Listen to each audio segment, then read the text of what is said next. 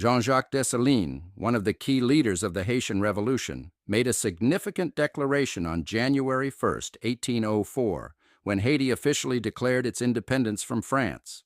This declaration, known as the Haitian Declaration of Independence or the Haitian Constitution of 1804, marked the establishment of Haiti as the first independent black republic in the world. In it, Dessalines proclaimed the abolition of slavery and racial equality, asserting the rights and freedoms of all Haitians regardless of color or background. This declaration symbolized the triumph of the Haitian people over colonial oppression and served as a beacon of hope for enslaved peoples worldwide. The Haitian Revolution lasted from 1791 to 1804, spanning over a period of approximately 13 years. It culminated in Haiti gaining independence from France on January 1, 1804, making it the first independent black republic in the Western Hemisphere and the second